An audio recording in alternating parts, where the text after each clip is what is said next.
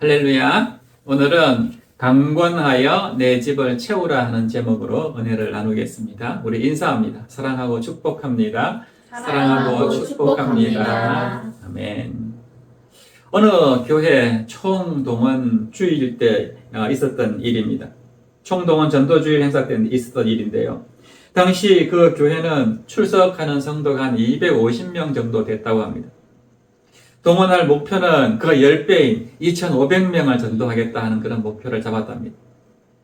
표어는 바로 오늘 본문에 나오는 강권하여 데려다가 내 집을 채우라 하는 표어를 내세워서 6개월 정도 준비 기간을 거쳐서 약 2,000여 명을 동원해서 대대적인 전도를 실시를 했는데, 그래서 믿겠다고 결심 카드를 낸 사람만 700여 명에 이를 정도로 아주 성공적인 행사가 진행되었다고 합니다.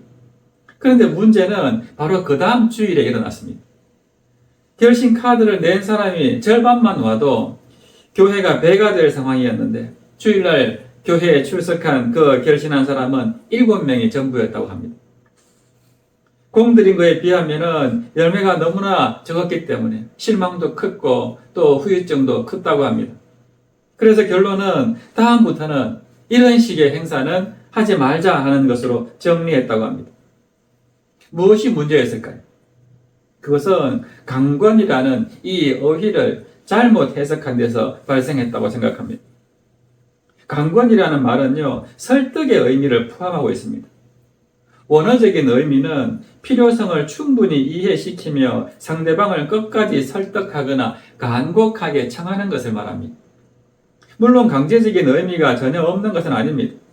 그러나 초청을 하되 적극적으로 최선을 다해서 초청하는 것을 말합니다. 그렇다면 왜 강권이라는 용어를 사용하면서까지 데려오라고 말했을까요? 그 이유는 그 잔치자리가 너무나 소중한 연회였기 때문에 그렇습니다. 오늘 본문인 누가복음 14장은 안식일날 예수님께서 어떤 바리새인 중에 우두머리에 속한 사람의 집에 식사 초대를 받은 자리에서 일어난 일을 배경으로 하고 있습니다. 그런데 이 바리새인이 예수님을 자기 집에 식사 초대를 한 것은 우리가 오늘 아침에도 보았지만은 결코 예수님이 좋아서 또 예수님을 대접하기 위해서가 아니었습니다. 14장 1절에 보면은 바리새인의 우두머리가 예수님을 초청한 것은 불순한 음모가 있는 것을 알 수가 있습니다. 그날은 안식일이었고 그들은 예수님 앞에 수종병 든 병자 한 사람을 앉혀놓고는 예수님이 그 병자를 고칠 것인지 안 고칠 것인지 이걸 눈여겨보고 있었던 것입니다. 그래서 만약에 고친다면은 안식일 날에 고쳐서는 안 되는, 절대로 일하면 안 되고 병자도 고쳐서는 안 되는 그 안식일 날에 고쳤다는 그 꼬투리를 잡아서 예수님을 정죄하고 올가매려는 그런 의도로 지금 예수님을 초청한 것입니다. 그러나 예수님은 이런 그들의 불순한 의도를 다 아시고는 이렇게 말씀합니다. 안식일에 병 고쳐주는 것이 합당하냐 아니하냐. 이 말에 이 바리새인들은 한마디도 대답하지 못했습니다. 그때 예수님은 그 수종병자의 병을 고쳐주시죠. 그리고는 너희 중에 누가 그 아들이나 소가 우물에 빠졌으면 안식일이라도 곧 끌어내지 않겠느냐라고 말씀합니다. 이 말씀에 대해서도 이 바리새인들은 아무도 대답하는 사람이 없었습니다. 그 후에 예수님은 서로 높은 자리에 앉으려고 자리 다툼을 하는 이 바리새인들의 모습을 보고는 뭐라고 했습니까? 괜히 처음부터 상석에 앉았다가 주인한테 다른 데로 가서 앉으라는 그런 망신 당하지 말고 가면은 잔치자리에 가면은 처음에는 아예 제일 끝자리 말석에 앉아 있으라고 합니다. 그러면 주인이 와서 보고 당신은 좀 더 높은 자리에 앉으라고 이렇게 권했을 때 그게 훨씬 더 영광스럽지 않겠느냐 이렇게 말씀하셨죠. 그리고 이어서 우리가 잘 아는 유명한 말씀을 하십니다. 무릇 자기를 높이는 자는 낮아지고 자기를 낮추는 자는 높아지리라. 그리고 나서 이 바리새인의 우두머리한테 이렇게 말합니다. 잔치를 베풀거든 부유한 사람을 초청하지 말고 가난한 자들, 장애인들을 초청해라. 그러면 너한테 복이 있을 것이다 라고 말씀해 줍니다. 이렇게 바리새인은 예수님을 궁지에 몰아넣으려고 초청을 했는데 오히려 예수님으로부터 책망을 받게 되었습니다. 그러니까 굉장히 그 초대받은 식사 분위기가 아마 어수선하고 어색했을 것입니다. 그렇게 어색해진 분위기를 반전하려는 듯이 식사 자리에 있던 한 바리새인이 이렇게 말합니다. 본문 15절 말씀 보세요. 함께 먹는 사람 중에 하나가 이 말을 듣고 이르되 무릇 하나님의 나라에서 떡을 먹는 자는 복되도다 하니, 하나님 나라에서 떡을 먹는 사람이 복된 사람이다 라고 이야기합니다. 이 사람이 어떤 의도로 이런 말을 했는지는 알 수 없지만은 이 사람이 한 말은 틀린 말이 아닙니다. 하나님 나라에서 생명의 떡을 먹는 사람은 당연히 복된 사람입니다. 그러자 예수님이 이 사람의 말을 받아가지고 하나님 나라가 어떤 나라인지를 비유로 말씀하고 있는데요. 그것이 바로 오늘 우리가 읽은 본문 내용입니다. 이 본문 내용을 우리가 간단하게 정리하면 이렇습니다. 어떤 사람이 큰 잔치를 베풀고 사람들을 초청을 했습니다. 그런데 잔치할 시각이 되었는데도 오는 사람이 아무도 없습니다. 초대장을 다 보냈는데 아무도 안 오는 것입니다. 그러다 주인이 서둘러서 청한 그 초청장을 보냈던 사람들한테 다시 가가지고 빨리 오라고 종들을 보냅니다. 그런데도 아무도 오지 않습니다. 다들 다른 일들이 있어가지고 못 간다는 것입니다. 종의 이런 보고를 받은 주인은 기가 막히기도 하고 갑자기 화가 치밀어 올라서 종들에게 빨리 다시 나가서 그 사람들 말고 가난한 사람들, 다리 저는 사람들, 장애인들 이런 사람들을 데리고 오라라고 이야기합니다. 그렇게 해가지고 처음에 그렇게 명령해서 사람들을 데리고 왔는데 그래도 자리가 다 차지 않는 겁니다. 그래서 어떡합니까? 또 종들을 보내가지고 23절 말씀 보면은 주인이 종에게 이르되 길과 산 울타리가로 나가서 사람을 강권하여 데려다가 내 집을 채우라. 이렇게 처음에 요청을 받았던 사람들은 다 잔치자리에서 제외가 되었고 대신에 가난하고 장애가 있는 사람들, 그 다음에 동네 밖에 있던 다른 사람들이 그 자리를 채우게 되었다 하는 것이 오늘 본문 내용입니다. 그렇다면 이 비유는 무엇을 의미하는 것일까요? 이 비유는 천국의 주인으로 오신 예수님을 거부했던 유대교 지도자들에 대한 심판의 의미가 있고, 또 한편으로는 사회적으로 소외계층에 있는 그 약자들, 이방인들이 복음을 듣고 천국 잔치에 참여하게 될 것을 예언하는 그런 의미가 있습니다. 처음 초대받은 자들은 유대교의 지도층, 지도자들이었습니다. 바로 지금 예수님과 함께 식탁에 앉아있는 그 부류의 사람들이었습니다. 그런데 그들은 정말 하찮은 이유로 예수님의 초청을 거부했습니다. 때문에 화가 난 주인은 종들에게 가서 다른 사람들을 데려오라고 했고, 그때 초대받은 사람들은 가난한 사람, 그 다음에 장애인들이었습니다. 그래도 잔치자리가 비니까 다시 명령을 내려서 길과 산 울타리가로 나가서 사람을 강권하여 데려다가 내 집을 채우라라고 했는데, 이때 초대받은 사람들은 유대인들이 아니라 이방인들이었습니다. 그렇다면 우리가 여기서 생각해 봐야 할 부분이 있습니다. 처음 초대받은 그 유대인들은 왜 거절하였는가 하는 것입니다. 18절에서 20절 말씀 보세요. 다 일치하게 사양하여 한 사람은 이르되 나는 밭을 샀음에 아무래도 나가 보아야 하겠으니 청컨대 나를 양해하도록 하라 하고, 또 한 사람은 이르되 나는 소 5겨리를 샀음에 시험하러 가니 청컨대 나를 양해하도록 하라 하고, 또 한 사람은 이르되 나는 장가 들었으니 그러므로 가지 못하겠노라 하는지라. 그들한 사유를 돌아보면은 살펴보세요. 이게 시급하고 아주 중요한 일들이 별로 없습니다. 아무도 없습니다. 얼마든지 그거 내려놓고 잔치자리에 갈 수 있는 그런 사람들인데 아무도 초청에 응하지 않았다는 것입니다. 왜 그들은 이렇게 하나같이 서로 짱것같이 거절하는 이런 대답을 했을까요? 그 이유는 첫째로 예수님에 대한 무지와 오해 때문이었습니다. 세례 요한이 등장했을 때 사람들은 메시아에 대한 기대감과 호응도가 엄청 높았습니다. 세례 요한이 사역하는 것을 보고 세례 요한을 메시아가 온 걸로 착각했습니다. 그런데 요한이 뭐라고 했습니까? 나는 그의 신발끈 풀기도 감당하지 못한다 하는 말을 하게 되니까 요한보다도 더 엄청난 능력의 메시아가 올 것이라는 기대가 한층 더 커졌습니다. 그 이후에 이제 실제로 예수님께서 공생애를 시작하시면서 하나님 나라를 선포하고 병든 자를 고치시고 귀신을 쫓아내고 오병이어로 5,000명을 먹이시고 이런 놀라운 기적의 현장들을 보고 나서는 그들은 예수님의 이런 가르침과 능력에 큰 충격을 받았습니다. 정말 이분이 메시아인가 보다. 우리가 정말 기다렸던 이 메시아가 바로 이분인가 보다. 이렇게 기대하게 되었던 것인데요. 그런데 시간이 지나면 지날수록 그 기대감이 점점 줄어들고 오히려 반감이 커졌습니다. 왜 그렇습니까? 메시아로 오셨다는 예수님이 자기들이 생각하는 그런 메시아가 아니었던 것입니다. 자기들의 생각과는 정반대의 행동을 자꾸 하시기 때문에 점점 적대감만 커졌습니다. 죄인들과 세리들과 예수님이 어울리시고 안식일에는 아무것도 하지 말아야 되는데 안식일에 병자를 고치시고 또 식사할 때도 손을 씻어야 되는데 손도 안 씻고 그냥 막 먹고 뭐 이런 것을 보면서 야, 저분은 우리가 생각하는 메시아가 아니다. 이런 생각을 하게 된 것이죠.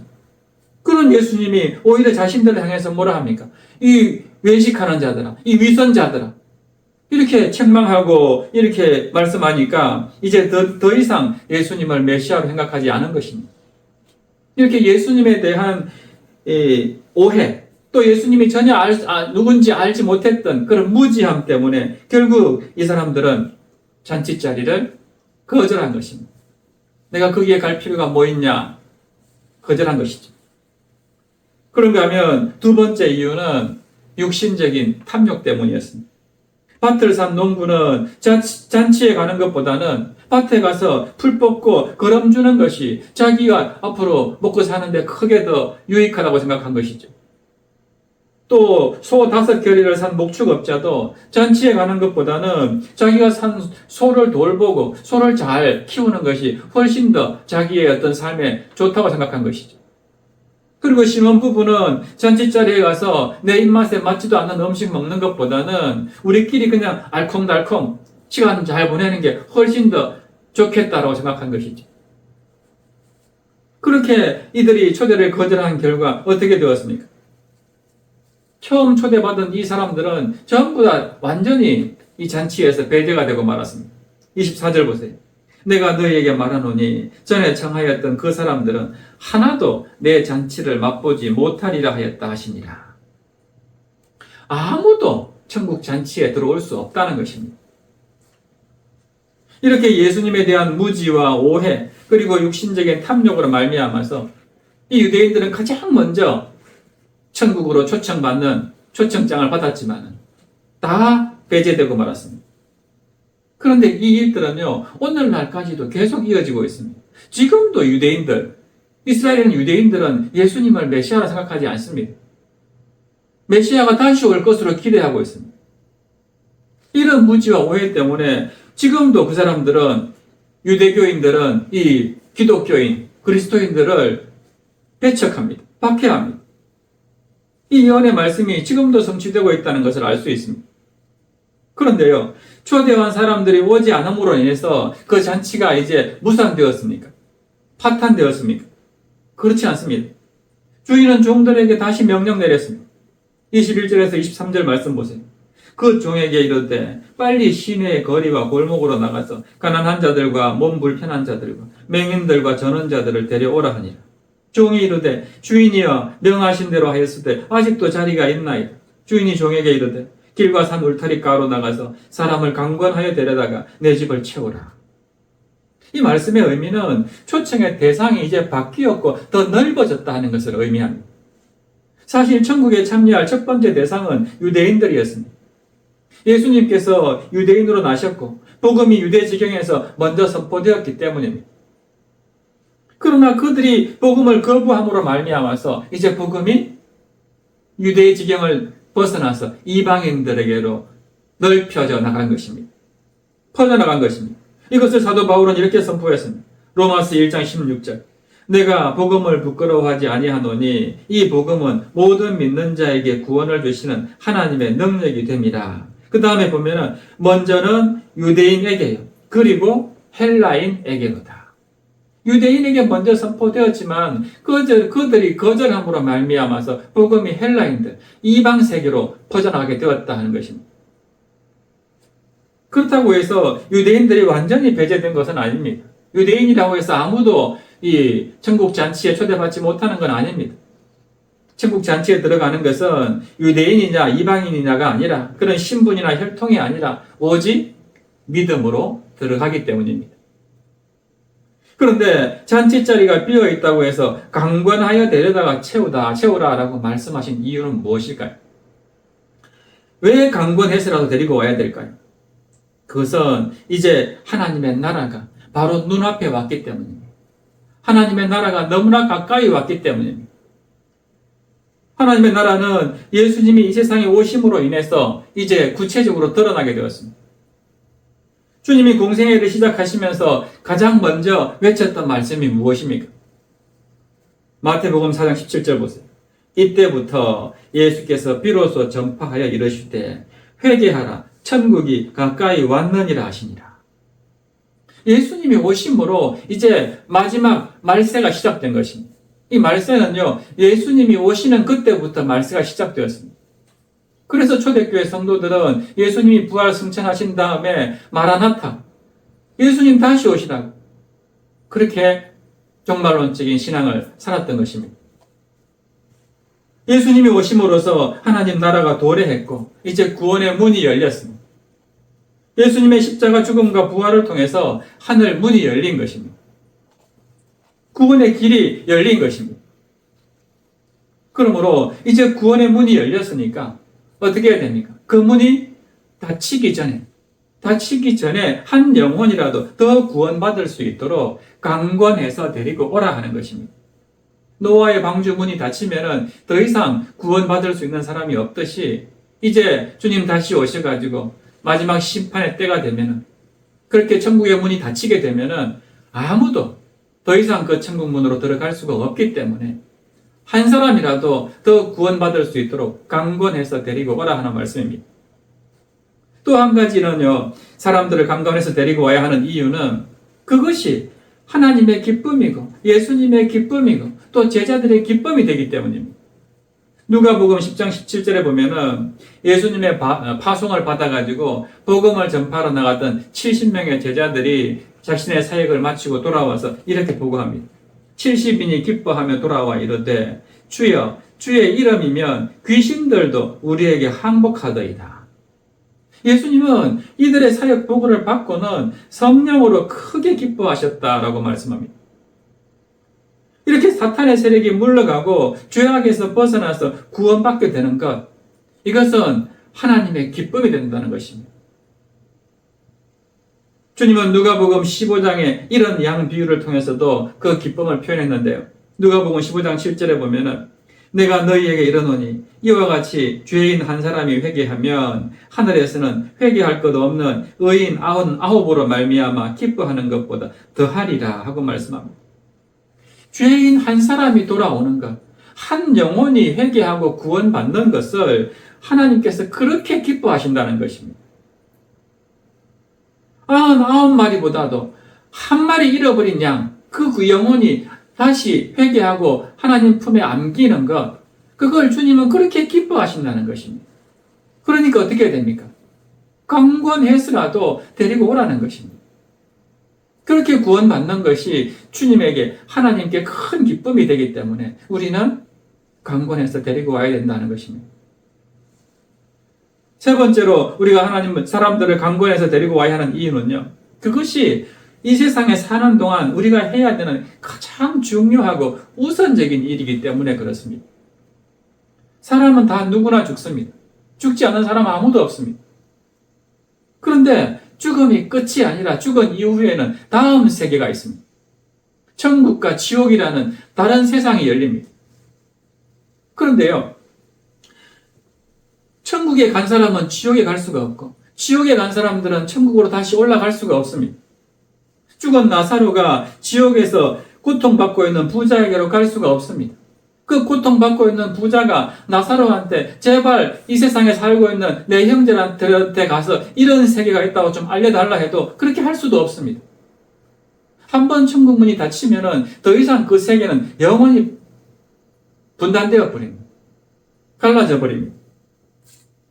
이 사실은 오늘 이 세상에 살아가는 우리 모든 인생들에게 있어서 가장 시급하고 중요한 일이 무엇인가를 가르쳐 줍니다.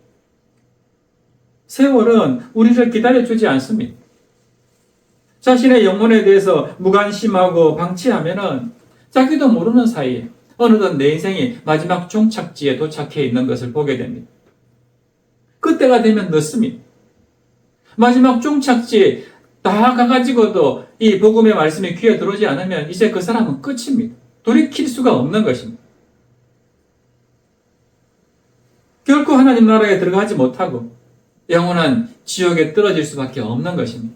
그렇기 때문에 이 세상 살아가면서 우리한테 가장 중요한 것은 무엇이냐? 강권해서라도 데리고 와서 그 사람을 지옥이 아니라 천국 백성으로 만드는 것. 이게 중요하다는 것입니다. 그러므로 여러분이 아는 사람들, 아직도 천국과 지옥을 알지 못하고 하나님 나라가 무엇인지 알지 못하고 그저 이 세상이 다인 것처럼 살아가는 불쌍한 영혼이 있다면 오늘 주님은 우리에게 명령합니다. 강권하여 데려다가 내 집을 채우라. 아직도 하나님 나라에는 엄청나게 많은 빈자리가 있습니다. 이 세상 사람들이 수십억 된다 하더라도 그 수십억이 다 가고도 넉넉하게 남을 정도로 자리가 많이 있습니다. 다 데리고 와서 채우라는 것입니다.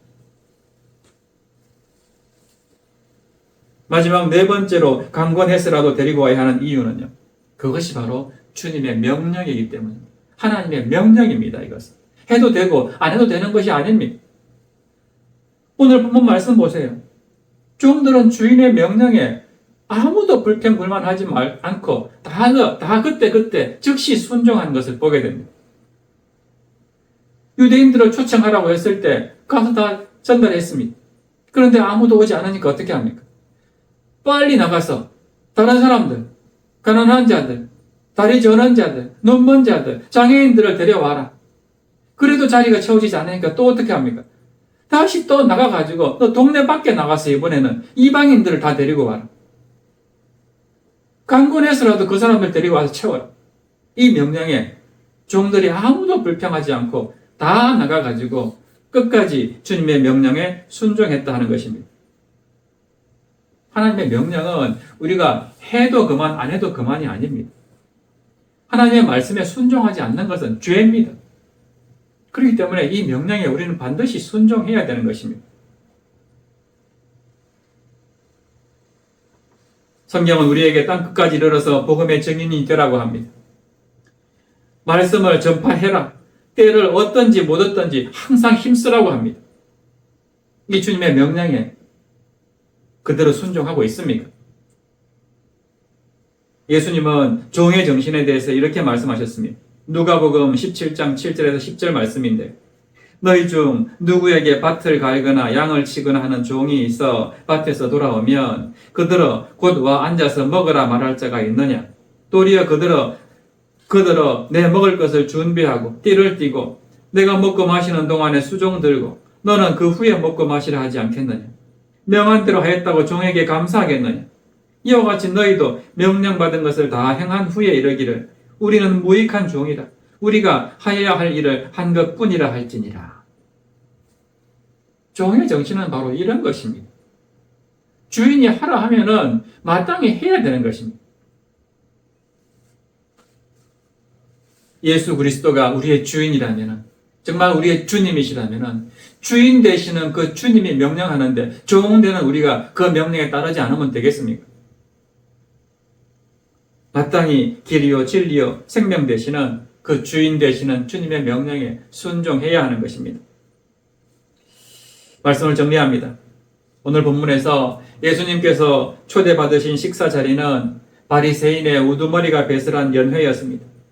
그는 세상적으로 힘있고 존경받는 위치에 있었기 때문에 그 잔치에는 많은 바리새인들과 율법사들이 찾아왔고 서로 높은 자리, 상석에 앉으려고 자리 다툼까지 벌였습니다. 반면에 예수님이 초청한 천국 잔치 자리는 어떻습니까? 빈자리가 생겼습니다. 가장 귀한 자리, 가장 이 세상에 어떤 자리보다도 좋은 자리였는데 그 자리는 아무도 오지 않았습니다. 강제로라도 데리고 와서 그 자리를 채우라고 할 정도였습니다. 왜 이 귀한 연회 자리, 바리새인들이 초청한 자리보다 훨씬 좋은 자리인데도 불구하고 이 자리는 비었을까요? 이 자리는 왜 오지 않을까요? 예수님에 대한 무지 때문이었습니다. 예수님의 말씀을 오해했기 때문이었습니다. 자신들의 육신적인 탐욕 때문이었습니다. 바리새인들의 잔치자리에 가면은 먹을 식사도 있고 좋은 게 많은데 천국 잔치자리는 그 자리보다 못할 것 같았습니다. 차라리 내가 집에서 소나 돌보고 신혼 우리가 결혼 초기인데 내 마누라랑 내 남편이랑 알콩달콩 그냥 앉아있는 게 훨씬 좋겠다 싶었습니다. 결국 그 자리에 가지 않았기 때문에 이들은 다 천국 잔치자리에서 배제되고 말았습니다. 하나도 참석 내 자리에 참여하지 못할 것이다 주님 선포하십니다. 여러분, 오늘날 현대사회는 이렇게 하나님 나라가 무엇인지 무엇이 진리인지 모르는 절대 가치가 상실된 시대입니다. 하나님의 자리에 재물신, 이 만몬신이 자리 잡고 있습니다. 물질 만능주의 시대를 살고 있습니다. 그래서 내 영혼을 살리는 이런 중대한 정말 꼭 필요한 잔치가 배설되었어도 사람들이 알지 못하고 가지를 않습니다. 아예 관심조차 없습니다. 사람들의 관심을 끄는 것은 돈이 되는 것, 재미가 있는 것, 쾌락이 있는 것, 맛이 있는 것, 이런 곳에 모입니다. 그래서 아직도 예수님이 배설해 놓은 이 천국 잔치 자리는 공간이 많이 남아 있습니다. 많이 비어 있습니다. 우리가 생각하기에는 그 자리가 모자랄 정도로 굉장히 많은 사람들이 이미 구원받은 것으로 착각하지만요. 그렇지 않습니다. 그 자리는 아직도 많이 남아있다고 말씀합니다. 그래서 빨리 나가서 한 사람이라도 더 데리고 와서 강권해서 데리고 와서 그 자리를 채우라고 말씀하십니다. 왜 그렇습니까? 다른 것들은 다 놓쳐도 그 잔치 자리만큼은 결코 놓쳐서는 안 되는 중요한 자리이기 때문에 그렇습니다. 언젠가는 그 잔치 자리 연회장의 문이 닫히게 되고 그렇게 되면 아무리 밖에서 문을 두들겨도 더 이상 그 문은 열리지 않습니다. 들어갈 수가 없습니다. 그러므로 이 땅 사는 동안에 반드시 회개하고 예수님을 구주로 영접함으로써 예수님이 열어주신 그 구원의 문, 생명의 문으로 꼭 들어가는 저와 여러분 되시기를 바랍니다. 또 아직 구원의 문이 열려 있을 때에 한 영혼이라도 주님께로 인도하는, 내가 전도해야 될 대상이 있다면 강권해서라도 데리고 오라고 말씀합니다. 주께로 인도하는 충성된 주의 일꾼들 되어서 주님 다시 오실 때에 잘했다, 착하고 충성된 종이라 인정받고 칭찬받는 저와 여러분 되시기를 주님의 이름으로 축원합니다. 그래서 이 시간 우리 함께 찬양할 때요, 물이 바다 득품같이라는 찬양을 부르고 기도할 텐데, 찬양 가사에 나오는 것처럼 세상 모든 민족이 구원을 얻기까지 쉬지 않으시는 하나님, 정말 우리도 주의 심장 가지고 일어나서 주를 따르게 하소서, 이런 가사를 우리의 고백으로 삼아서 찬양하고 기도하겠습니다.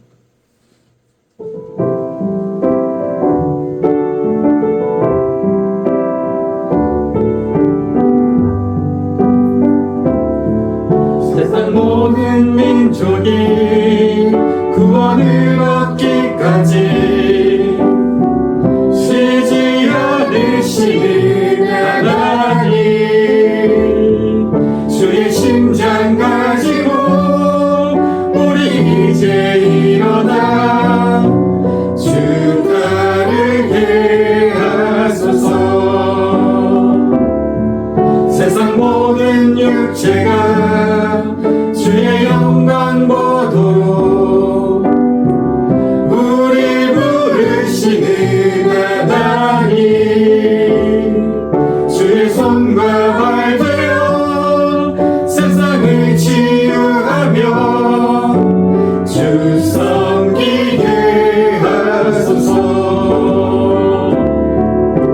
물이 바다 덮음같이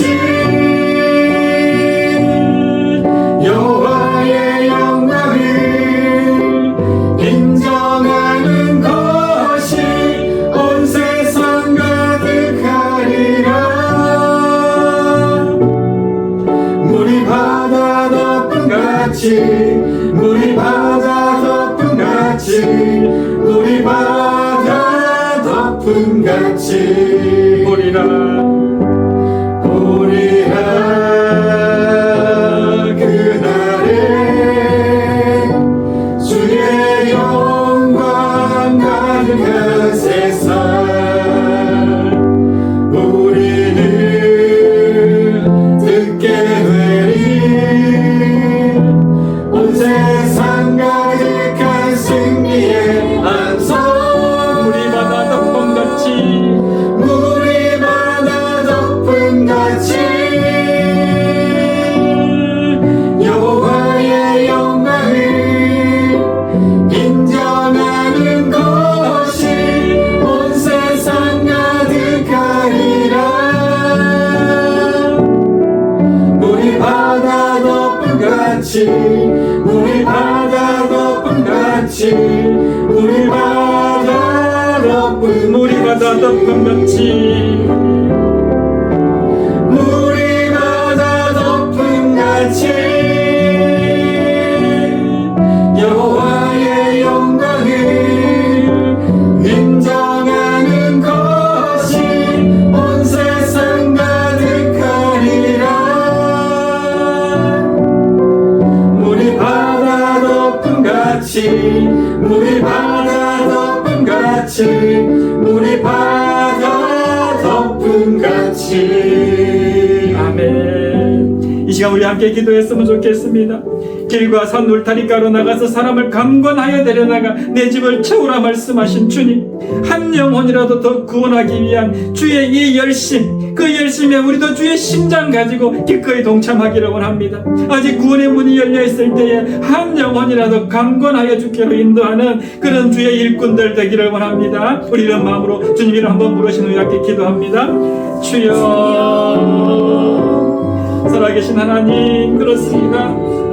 한 영혼이라도 더 구원하기 위한 주의 그 열심에 우리도 기꺼이 동참하기를 원합니다. 주님의 명령에 기꺼이 순종했던 이 종들과 같이 우리도 그리스도인들로서 주님의 그 심장 가지고 정말 산 울타리가로 나가서 사람을 강권하여 데려다가 내 집을 채우라 말씀하신 그 주님의 명령에 아버지 기꺼이 순종하기를 원합니다. 그래서 아버지 하나님, 아직도 주님을 모른 채 방황하고 주님을 모른 채 세상적인 쾌락과 연락에 빠져있는 불쌍한 영혼들을 아버지 하나님 한 사람이라도 데려다가 주님의 집으로 채울 수 있는 주께로 인도할 줄 아는 그런 충성된 일꾼들 되기를 원합니다. 아버지 하나님, 이 세상은 정말 우리가 살아가야 될 하나님의 나라가 아버지 하나님 예비된 모형이지만 그러나 이 세상이 다가 아니라 죽은 이후에는 반드시 천국이 있고 지옥이 있다고 주님은 말씀하십니다.